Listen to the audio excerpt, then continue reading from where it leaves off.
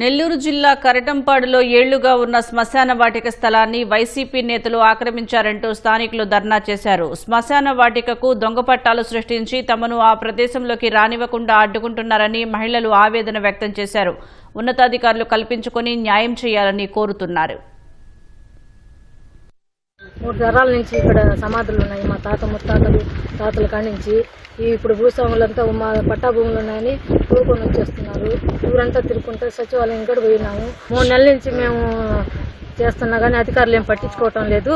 ఇప్పుడు ముఖ్యమంత్రి గారైనా స్పందించి మాకు న్యాయం చేయాలని కోరుచున్నాం. మా పూర్వీకుల నుంచి 3 తరాల నుంచి ఇక్కడే సమాధులలో ఇక్కడే వేస్తా ఉన్నారు. ఇంతకు ముందు ఎలాంటి సమస్య లేదు. అదే చచ్చిపోతే ఇక్కడ ఎక్కడ వేయాలి మేము అని అడుగుతున్నాం వాళ్ళని, కానీ వాళ్ళు ఏం స్పందించడం లేదు. అధికారుల చుట్టూ తిరుగుతూ ఉన్నాం.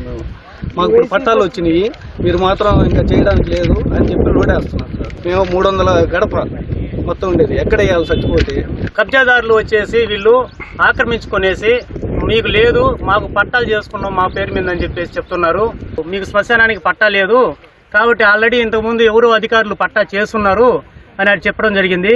మా ఆవేదన అర్థం చేసుకోరా మీరు ఎవరు కూడా.